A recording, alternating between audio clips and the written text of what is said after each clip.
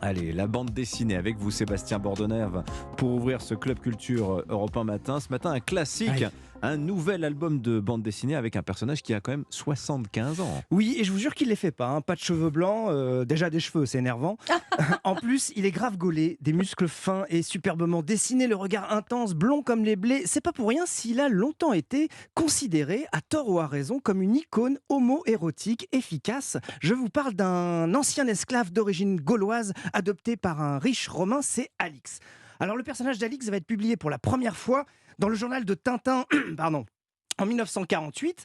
Il est né de l'esprit pointilleux et réaliste d'un maître de la BD appelé Jacques Martin. Oui, Rien aucun à lien, voir. hein. Oui. Rien à voir avec le monsieur qui demandait aux enfants "Tu la trouves comment, Nana Mouskouri?" Ce Jacques Martin-là est dessinateur. Auteur, il va être avec Hergé et Jacobs de Black et Mortimer, l'un des papes de la ligne claire, un dessin sobre, rigoureux et sans chichi. Et donc, nouvel album d'Alix, ça vient de sortir, vous l'avez apporté, il s'appelle La Reine des Amazones. Rien à voir avec Jeff Bezos, hein. Les Amazones, c'est les célèbres femmes guerrières mythologiques qui vivaient sur les rives de la mer Noire. Là, la BD se passe en Macédoine, occupée par les Romains. Tout commence par une course de chars. Alix et Delia se défient. Delia, c'est la leaduse des Amazones. Elle se bat pour que ces guerrières s'affranchissent leaduse. de la présence des hommes. Vous la sentez, l'influence post-MeToo? Oui. Eh bien, pas du tout. Le scénario est respectueux des contextes historiques, documenté comme il faut, avec même ce qu'il faut de fantaisie. Et puis, Dimitri, je ne sais pas si ça se dit, mais en plus, elle est pas chère, cette BD. 12,50 €, là Ah où oui, le en premier effet. roman graphique, c'est 20, C'est vrai. 30 €. Alix, c'est plus de 25 millions d'exemplaires vendus dans plus de 15 langues, dont le latin. C'est très chic de lire une BD en latin. Des albums d'Alix, il y en a eu plus de 120. Il faut dire qu'ils ont fait des sagas. L'enfance d'Alix, ça s'appelle Alix Origine. Alix Vieux, ça s'appelait Alix Sénator. Ils ont même imaginé qu'il faisait des voyages. Ça a donné la série Les Voyages d'Alix. Là, c'est un vrai album d'Alix très réussi. Et il y en a un à qui ça doit forcément faire plaisir. C'est Jacques Martin lui-même, pas le monsieur de Nana Mouskouri. Avant de nous quitter en 2010, dans la revue Lire, il avait déclaré qu'il aimerait que Alix, son personnage, lui survive et fête un jour ses 100 ans. Eh ben, c'est bien parti. Le dernier album d'Alix, scénario Valérie Mangin, dessin de Chris Millian. Bravo à eux, c'est La Reine des Amazones, publié chez Casterman. Et c'est le 40e tome tout rond de la série Alix, la série d'origine, pas les Oui, spin-offs. voilà. On peut commencer par celui-ci, même Ah si on oui, ne connaît pas les totalement, oui, anciens. totalement. D'ailleurs, Mer- c'est ce que j'ai fait. Merci Sébastien Bordenave. Caroline Speller, alors une autre vieille gloire au rayon jeux vidéo, sortie Oui. ces jours-ci sur Nintendo Switch de Metroid Prime Remastered. Alors comme son nom l'indique, c'est une rénovation d'un titre sorti il y a 20 ans sur une autre console de Nintendo, la GameCube. La licence Metroid, alors pour beaucoup de joueurs, c'est aussi culte que Mario ou Zelda, hein. Oui, mais pour revenir aux origines de la série, il faut se poser fin des années 80.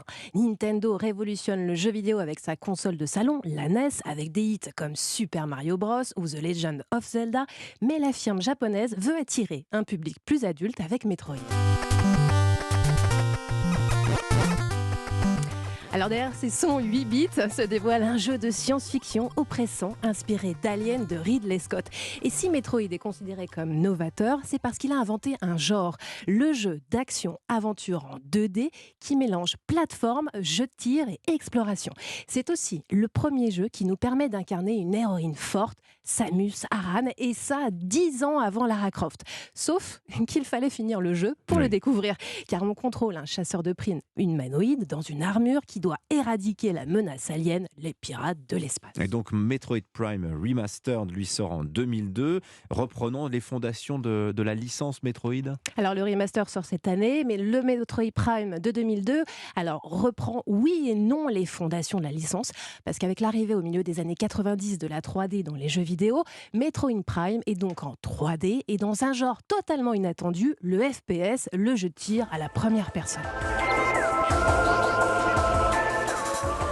Et cette fabuleuse musique et les mécaniques du jeu qui mixent énigmes et FPS labyrinthiques sont devenues aussi cultes. Alors notre aventure se passe à travers le masque de notre héroïne, mais comme les premiers jeux, on erre seul dans les couloirs sombres, on affronte les pirates de l'espace avec notre canon à bras, on utilise nos fameuses habilités comme se mettre en boule pour se faufiler dans les passages étroits. Metroid Prime est oui, un ovni, à l'opposé de l'image colorée et familiale de Nintendo. C'est vrai. Son remaster Switch nous offre une refonte totale en HD de ses environnements, de ses sons, et nous prouve que parmi les princesses Nintendo, Samus Aran est une reine indémodable. Voilà, et sans robe, sans jupe, avec une armure qui fait très peur. Et tellement badass. Metroid Prime Remastered donc sur Nintendo Switch. Merci Caroline Speller, merci Sébastien.